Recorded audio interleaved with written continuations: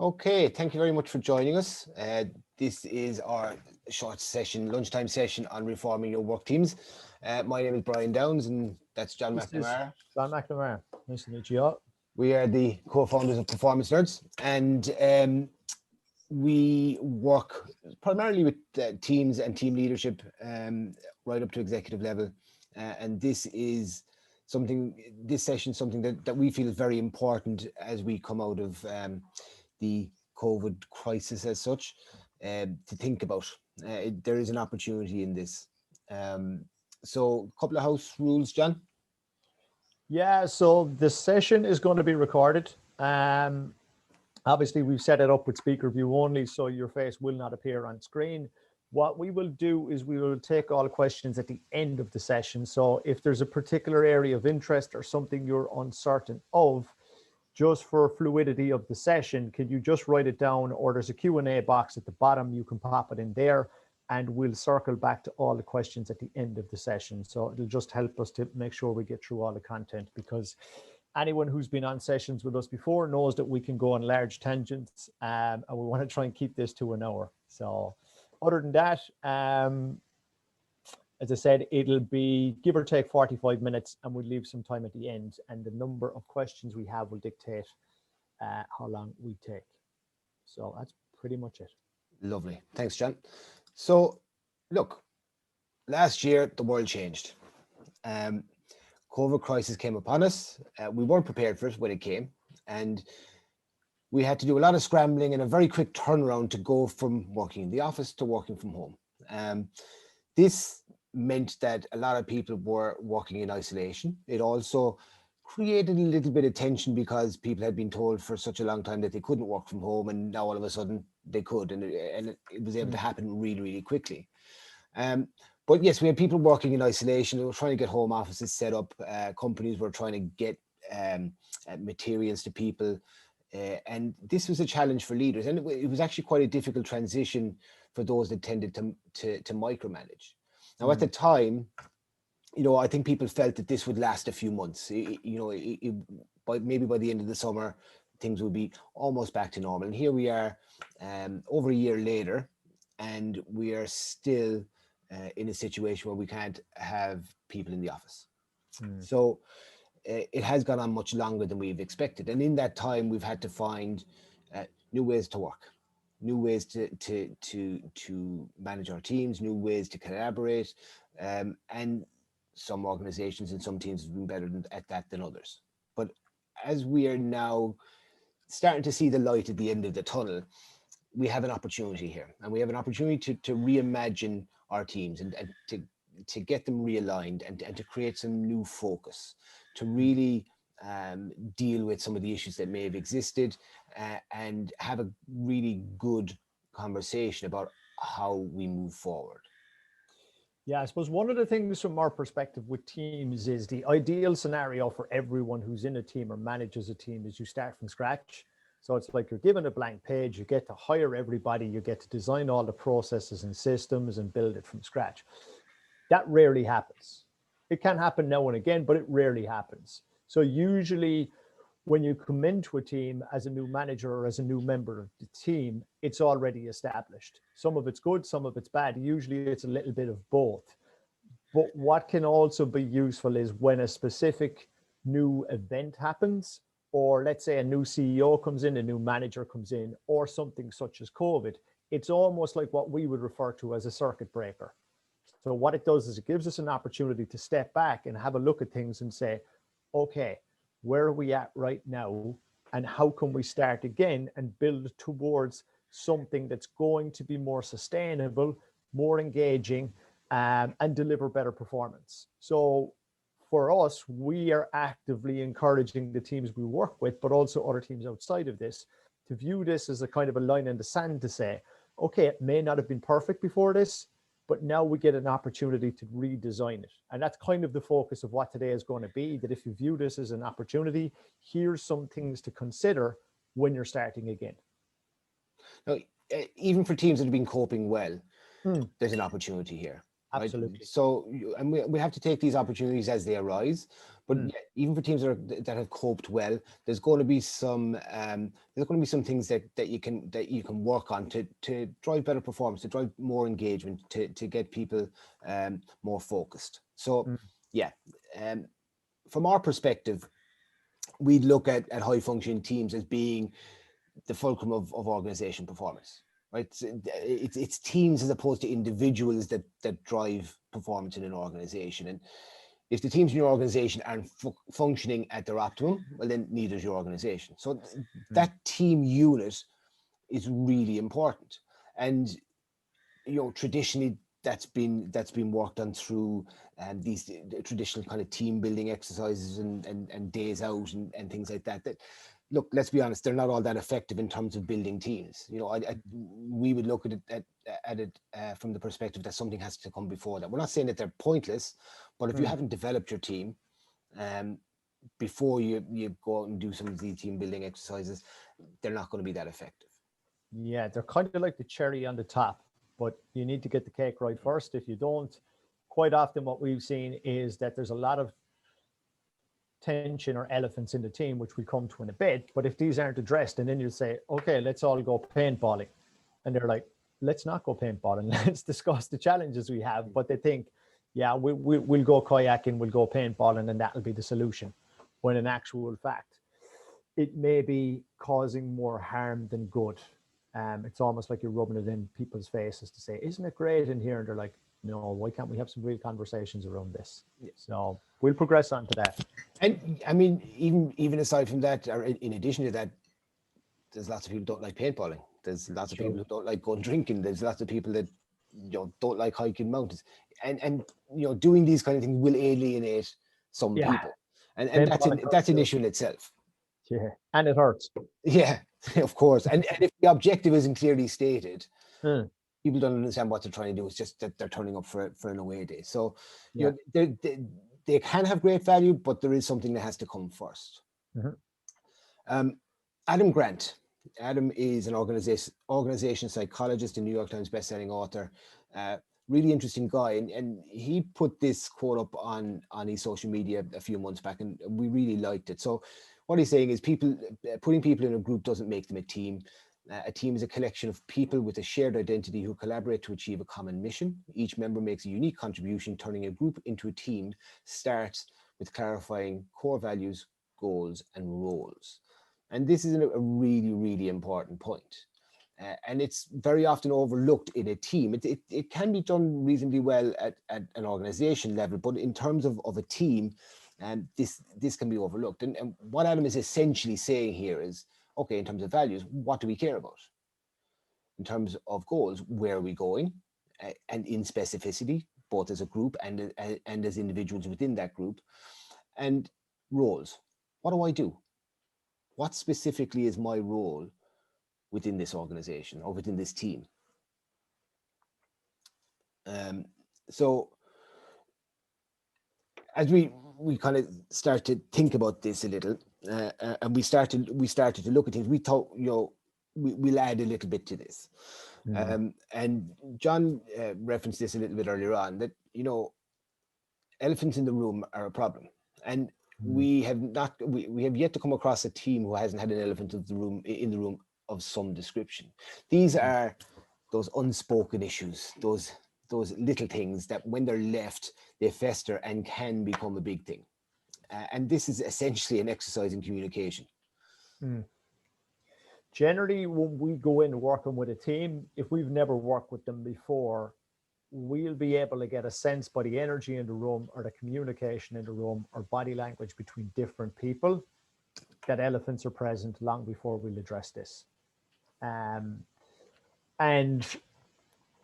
it can start off as something quite small that if you track it back to source, you go, surely that hasn't caused that much damage. But it's usually the accumulation of small things or the period of time that something small is left unspoken where it really starts to fester and piss people off. And then it causes a breakdown in communication, a breakdown in relationships. And also this kind of codependency of people within a team, which is crucial. It starts to break it and create little pockets of silos within a team. And this is quite common, but in a lot of instances, the thing that caused this, or the elephant at the start, you're going, one conversation for half an hour could resolve this. So in our role, we actively poke and try to bring these out. And people quite often from our experience, Brian, have been happy to be given the space to say, okay, this is on my mind. It mightn't seem like something big, but I'm just going to throw it out there. Yeah, yeah. Another issue that we'd see is those unspoken rules, unwritten rules. Things like you're not supposed to approach somebody at a given time of day, or this person doesn't do that, or whatever it may be. And that's really a leadership issue as well that isn't being dealt with. And they can impact productivity. There's no two ways about it. They will certainly impact engagement, and can impact collaboration also. So when we work with a team, then this is something that we're looking for from the off, because we know that they're going to exist. It's just a matter of how deep they go. And we'll then kind of move into our team model. This is our cheesy acronym, right? But these are these 4 fundamental pillars around which high-performing teams are built. Now, we're not saying these are the only 4 pillars, but these are core. These have to be present. So we're going to take you through this in a second. And there are some other models around this. There's lots of other team models, but this is just for us. We looked at this from our experience, from everything we've read, researched, and studied, and said, okay, for us, these are 4 fundamental ones. And similar to the team activity, there's an interconnectivity with these. And also they kind of flow in that if one doesn't exist, it's hard to have the other. And we'll explain this as we go through, and as we introduce them, you'll begin to see that, if you don't have this one, it's impossible to have this one, or you could have these 2, but you can't have this. So they very much are intertwined. Yeah, for sure. And so as we've researched, as we've looked at teams in different realms, I mean, we both have a very strong background in sport as well as business. We find that high-performing teams always have these 4 elements. So what are they? The first is trust, right? This is about trusting each other. But we can look at trust in 2 ways, and both are really, really important here. So first you have character trust. Can I trust that person to do the right thing? And then you have competence trust. Can they do the thing right? Okay, and there's a big difference between the 2, but both are really, really important. Yeah. And from experience, you can get very, very competent people with a massive skill set and qualifications, but the character piece is missing, and trust breaks down really quickly. So you look at their CV and you go, brilliant, right person for the job. They tick all the boxes here, but then they start doing stuff that might be unethical, or they make promises that they don't follow through on, or somebody has a conversation in privacy with their manager, and then a week later you hear it back from somebody else in the canteen. And you're going, oh, okay, this doesn't sit with me. So this is the kind of character side of it. And also then you can have somebody who's a really strong character, really charismatic, connects really well with people, rock solid, person of their word, but they just don't have the competency level to execute on the remit they've been given. Just maybe they've been promoted too soon, or maybe there's missing links here that it's a technical role. So it's important that you have both in, I suppose, the context of the role you're in. And, the competence piece is a bit easier to deal with in most cases. That is a piece of training. It's a skill development piece. That can be worked on. The character trust, though, that's the one we tend to shy away from. That's the one we tend to not have the difficult conversations with people on, or to challenge those behaviors that are impacting on their character trust. And this is where we need to up our game in a general sense. Yeah. I suppose the final piece on this then is trust in yourself. And this is a piece we speak to people a lot. And that's when the chips are down, can I trust myself to deliver on the character side of it. So yes, I'm going to deliver what's asked of me, but I'm going to do it in a way that is right. So I will do the right thing based on what the expectations of me are. And for some people, because imposter syndrome is a very real thing, they'll look at the expectations, they'll look at the role and go, I don't know if I can do this. This seems like too big of a stretch for me. And quite often that's not based on their level of competency, it's just based on their level of belief. So that lack of trust in themselves quite often can manifest in their behavior. So they can hide, they can get aggressive. There's different ways with this. So it's not just the outward trust piece, there's an inward trust piece as well, which is kind of the final piece of the jigsaw on this, which is worth considering. Absolutely, yeah. The second element, E, is engagement. Now, look, what we're talking about here is that we want people to come to work because they want to be there, not because they have to. And that's a really important difference. Gallup run their global employee engagement survey every year. They've been doing it for close on 20 years now, and the numbers haven't changed particularly dramatically. And this is a leadership problem. So essentially what they've found is that about 30% of people, give or take year on year, are actively engaged. This means that they're coming to work because they want to, they're positively contributing to the company, to their team every day.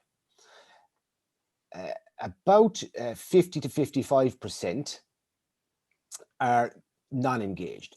This means that they're just showing up. They're doing the minimum, they're there every day, but they're not really adding much value. And then 15 to 20% are actively disengaged. And these are people who are doing damage effectively to the organization, to the team, to the business. And these numbers are quite stark when you think about it. If we've only got 30% of people actively engaged, what does that mean for our productivity, and how much potential are we leaving on the table? Now, we wouldn't suggest that you'll ever get it to 100%, but we can certainly improve on 30% for definite. And just to add to that a little bit further, based on some research by Phelps, he found that one bad apple in a team can cost that team 30 to 40% in productivity. And that's a serious number. And when that's converted into revenues or profits, that's a sizable chunk. And so it's costing organizations, it's costing companies. So engagement really, really, really matters. But in order to get engagement, there needs to be some trust. We need to be hiring well. We need to be getting people into the role that are suitable for that role. Yeah, and this is, I suppose, the first interconnection. It's virtually impossible to have engagement where people don't trust the manager, the leader, the organization, or the people they work with. All together or any one of the above, it usually is the first reason why people will switch off. It's like, I don't trust my manager, therefore I'm going to do the bare minimum, and that's about it. And that's why you get these figures by and large. There's lots of other reasons for trust breaking down, but the research and our observations of this, when people do exit interviews from organizations, the biggest reason they give for leaving an organization is because of their manager or their direct line report. And by and large, this is a trust issue. Yeah. Another major issue that we would see is the impact of what we would call culture PR. So these are the promises you make as an organization, as part of your employer brand, before somebody joins. And too often, these promises aren't kept. So somebody will commit to a role or a company based on that PR. And when they get in there, they find that the reality is actually quite different. And this breaks both the trust and engagement almost immediately. So it is a challenge. And, these are things that are easily enough fixed. It's just a willingness to do it. It is. But as you said, if you break some of your promises at the very start, it's hard to win people back on board. And you're also getting off on the wrong foot with people. Yeah. So that will take us to our next element, the A, and that's alignment. So within alignment, we look at our five standards for alignment. And those five standards are goals and objectives, both individually and collectively. Roles, so clarity around roles and an individual's role as well as understanding other people. Systems and processes, a common language, and rules of engagement. So what these mean, right? Is everybody aware of their goals or objectives for the year or for whatever period you're looking at? Are they absolutely clear? Are they bought into them? Are they engaged with them? Are they realistic? And has there been a discussion around them? And that discussion around them piece is really important, right? Then we have roles. So job descriptions can be ambiguous, and they tend to be left a bit loose at times. So because of the changing nature of business, of roles, of organizations, of teams. But we need to be able to give people clarity on what it is that is expected of them in their role. What are they supposed to be doing? And we need to make that clear right from the start, even before they've joined. They need to understand what it is that they're applying for, that they're getting themselves into, and how they're going to go about achieving those goals and objectives. When you have startups or smaller businesses, it can be a little bit harder to do this because there's a little bit of crossover and people have to kind of dip in and out of different areas. If you're a well-established organization, this shouldn't be an issue. You should have this down. But even in the smaller organizations, and we'll work with quite a few startups or businesses that are early enough in their career, it's about working continuously to get clarity in this space. You never get it 100% in smaller or startups, but it should be becoming clearer all the time who owns what. Yeah, that sits with you. That's the expectation for you to deliver on that. Where you have a startup or a smaller organization who can't give that clarity straight up, that needs to be called out. So look, we know it's not crystal clear, but here's what it is right now, and we're going to continue this conversation over time. And it's important that you keep that promise and to have that conversation, to keep revisiting it, and delving more into the clarity aspect of that. Absolutely. And as you add more people to the team, with every new hire that comes in, this conversation should start again and saying, okay, what does this person take from me? What did I take from you? Or are there certain tasks that none of us had previously that they're bringing to the business? So I think with every new person in the door, in smaller or startup businesses, you need to have the roles conversation again. Yeah. Systems and processes. I mean, that's fairly straightforward. Are we using the same systems and processes? Do we understand what they are, where to find them? How to gain expertise in them? Who are the experts? Just that we understand that we're all using the same things for particular roles, and also what's available. So again, we would see sometimes that certain members of a team might be using a system or process that makes life a bit easier, where others don't even know it's there. And you might see that in some bigger teams, but the systems and processes is a really important part of this, because if we're not using them, we're going to have possibly different outputs. Yeah. The common language piece, this revolves around where the team is going. What's important, what kind of what's our strategy, what's the plan. So we're talking around the same thing, right? So we clearly understand what words we're using. We have the same understanding of them. Again, language can cause a lot of confusion where there isn't a common understanding. It can, and the problem as well for new people that come into an established team is people use a lot of metaphors, and they use a lot of slang and a lot of terms that they assume acronyms, and they assume that everybody else knows them. And if you're the new person in the team, especially if you've been in the industry for a while, it's like you go from one insurance company to another or one bank to another.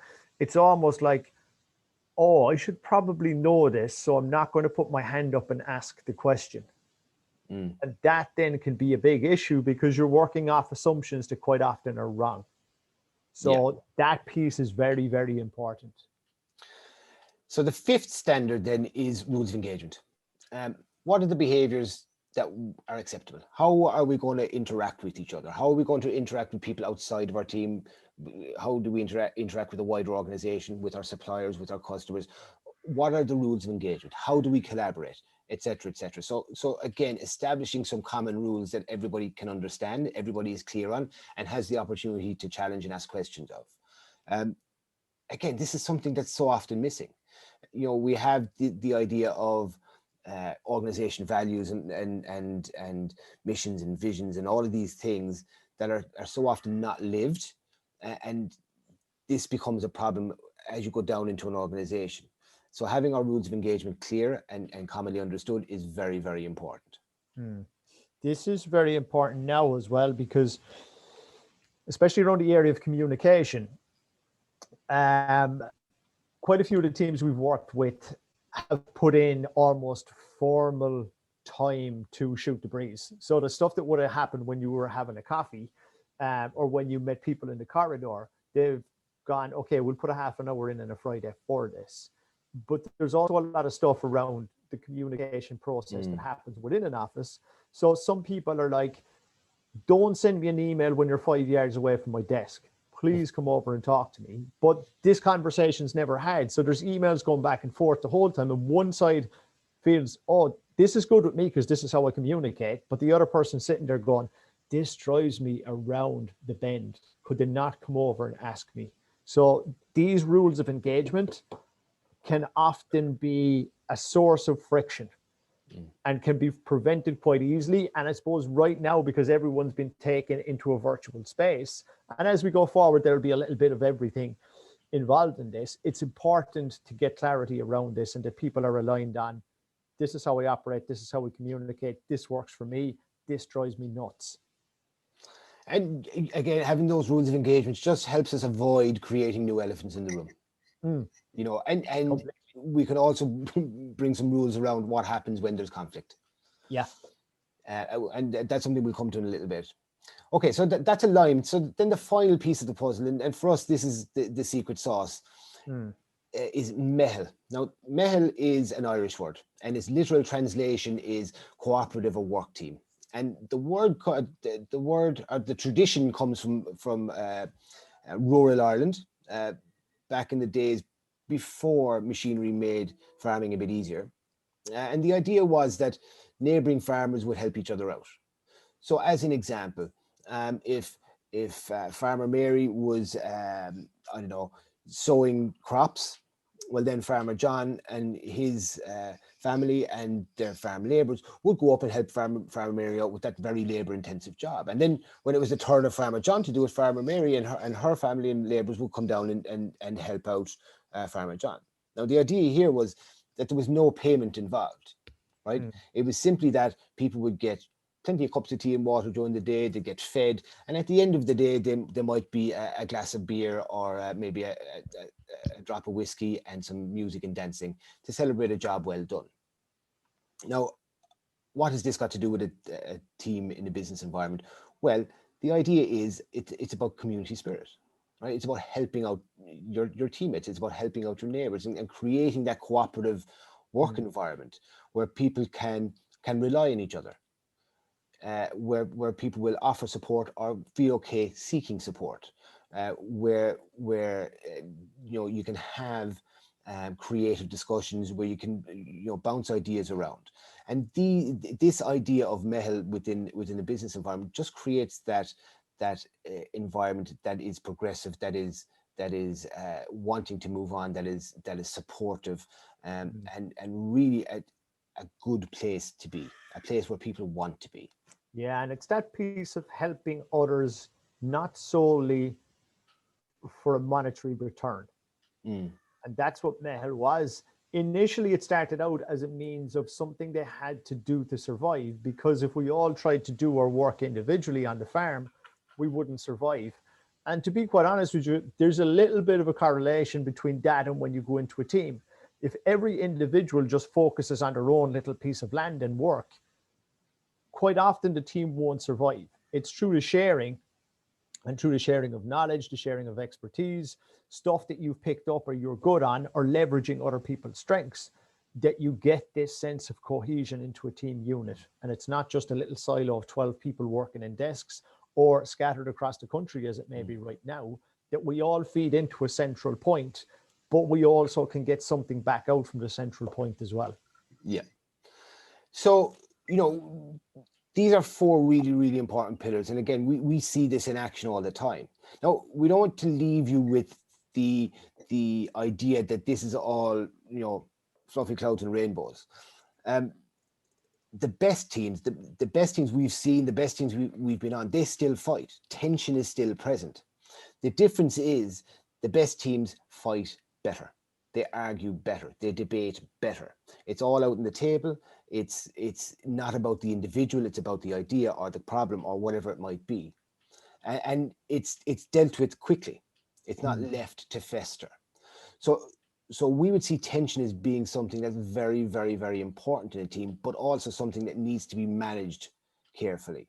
So, Yes. Mehel feeds into this, alignment feeds into this, engagement feeds into this, but trust is huge in this space. Yeah. Trusting, again, character trust and competence trust. Do the right thing, do the thing right.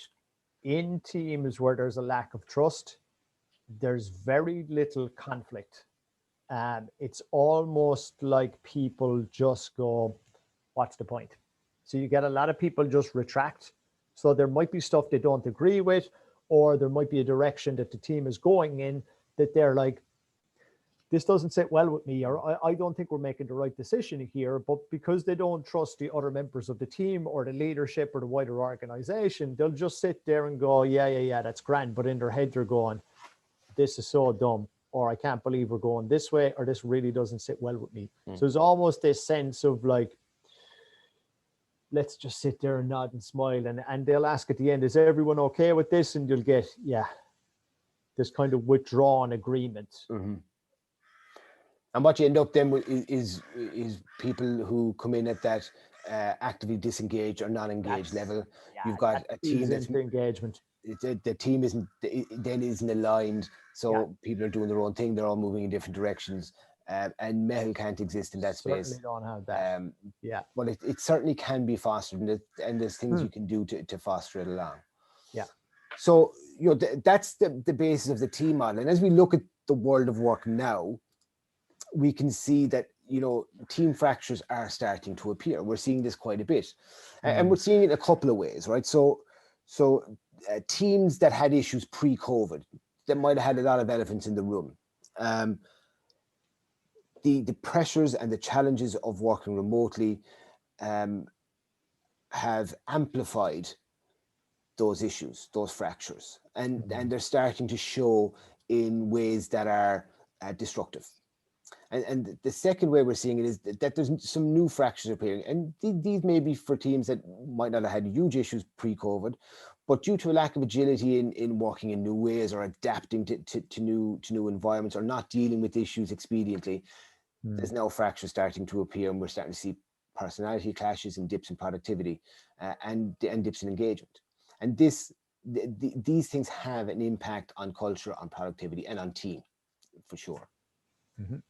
Yeah, some of these have emerged just by virtue of the fact that people have been working on their own for so long, and they're social creatures by their very nature.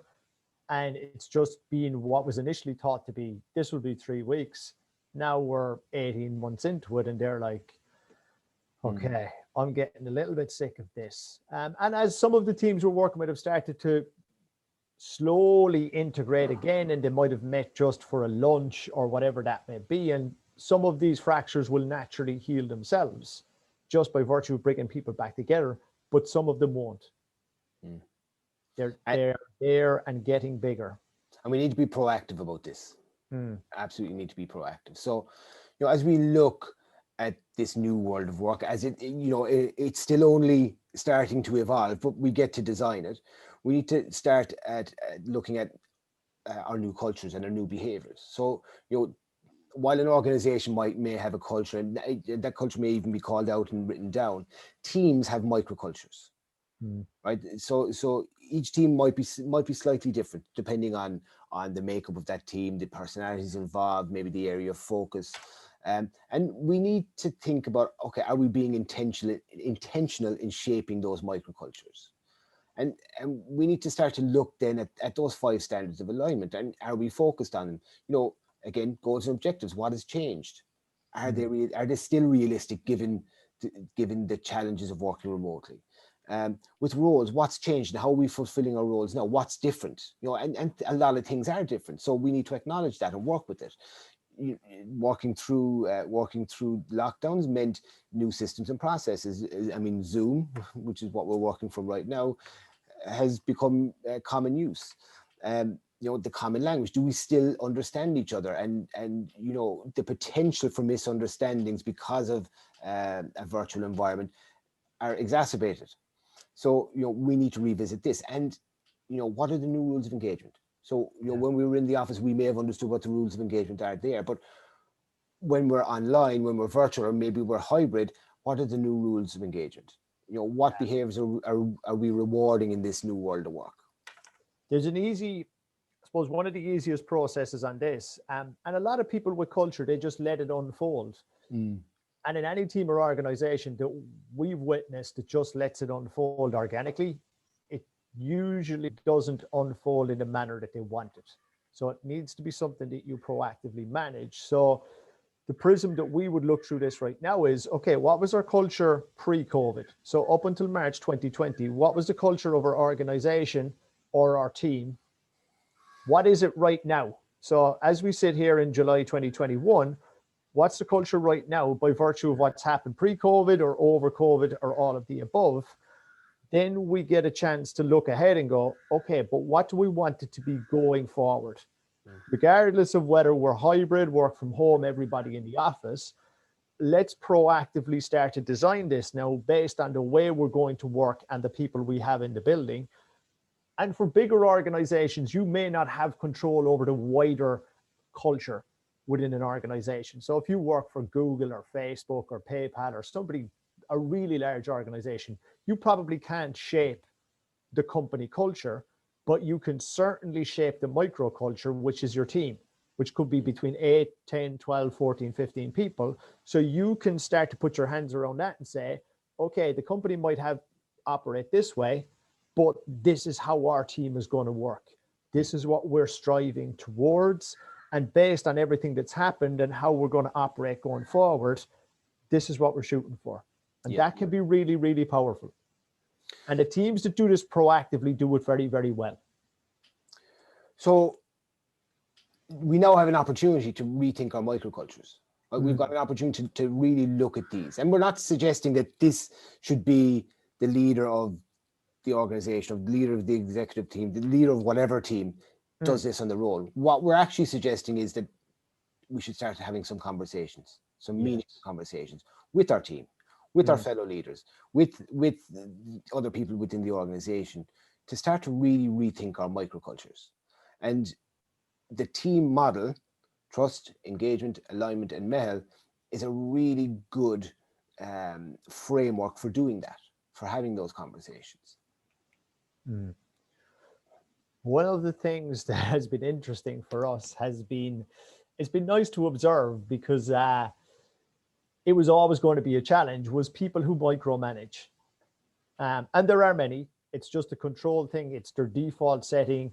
They might be fine when things are placid, but as soon as the pressure or a deadline gets close, they start to try and micromanage everything, every process, every person.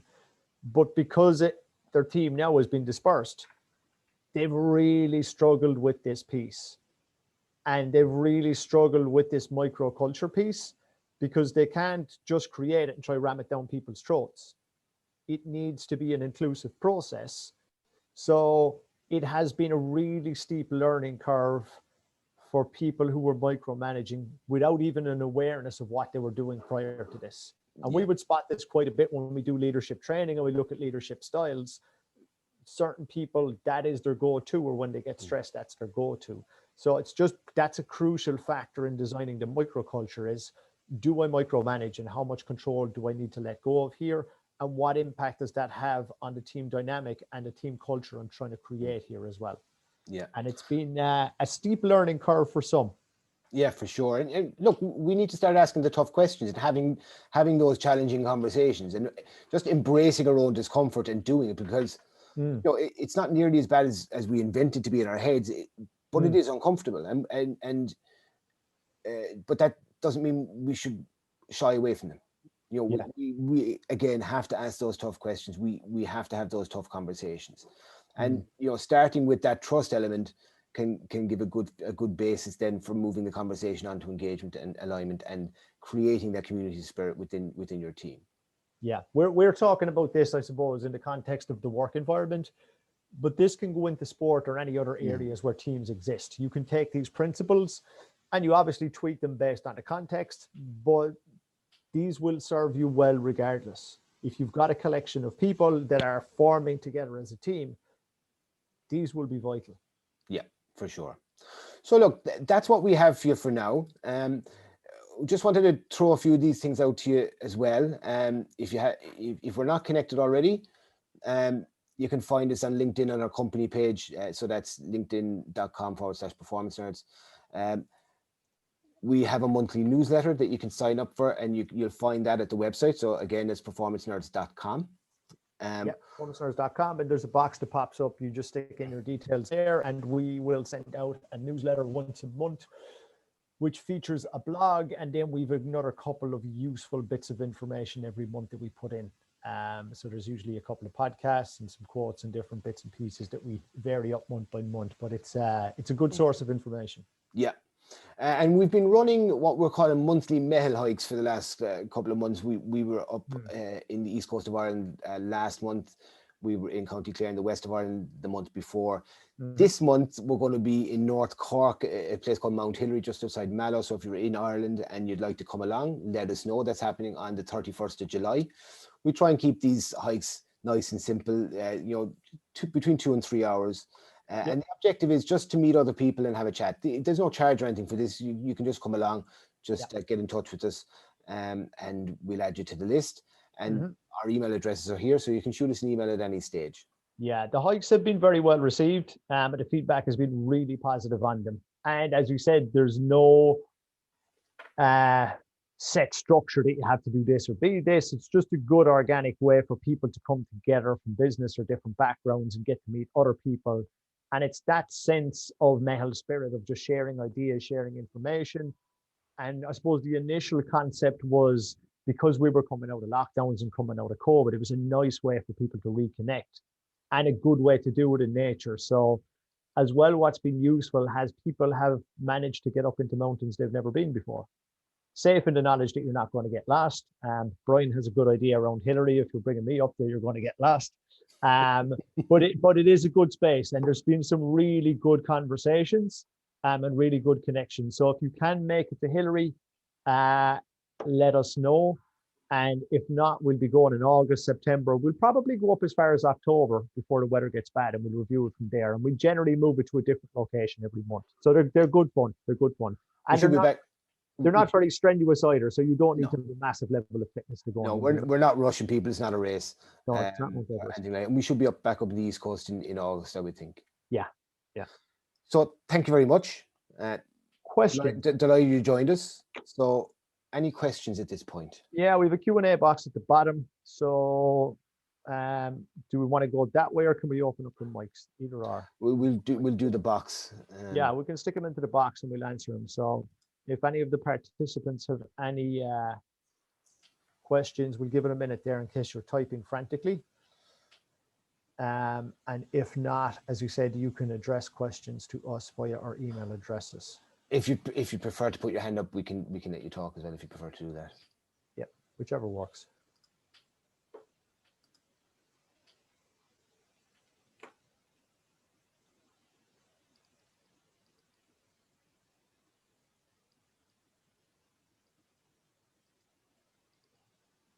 No?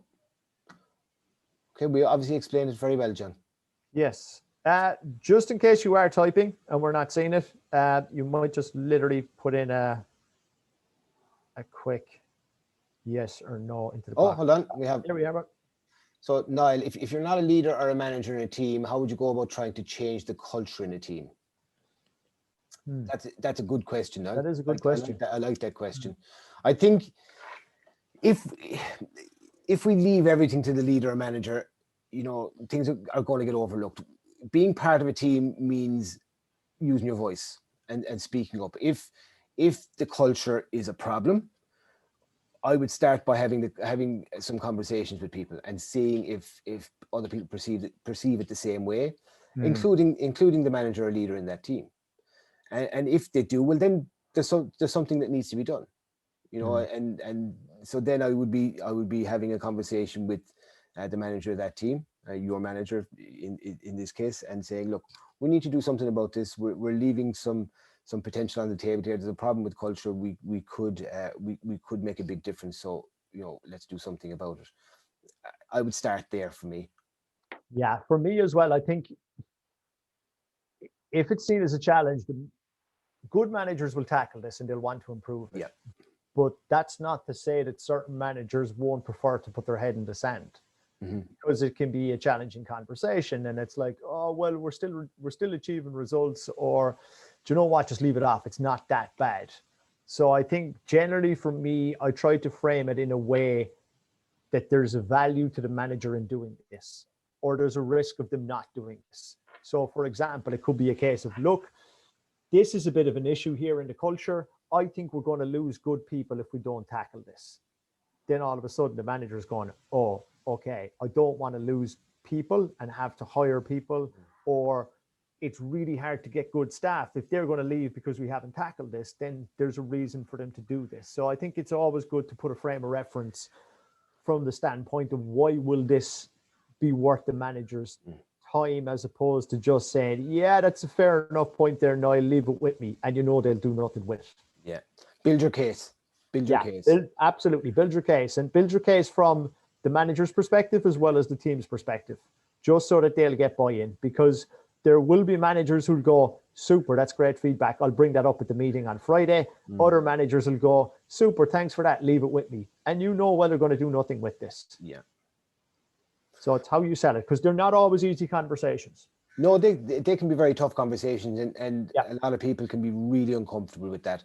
It's not easy, but it's worth pushing and worth pursuing and worth building a case around. Absolutely. Any other questions?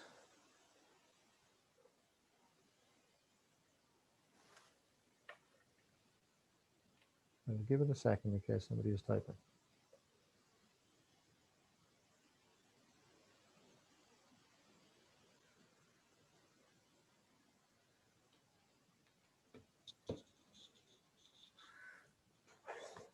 Okay, let's leave it at that, John. Yeah, we have recorded the session, so we will be posting a link of the recording. So if there's any people who you know who you think might benefit from this, then keep an eye on our LinkedIn, and the Performance Nerds LinkedIn page. It will be posted up on there. So by all means, if there was people who couldn't make it for various reasons, and you think, do you know what, there's a bit of value to be had in this, then shoot it to them, and they can have a look at it in their own time. We'll send the link out by email as well. Yeah, we will, absolutely. In the next day or so. Yeah. So thanks again for being here. I hope you got something from it, and we will see you again hopefully. Thanks, Take care. Take care.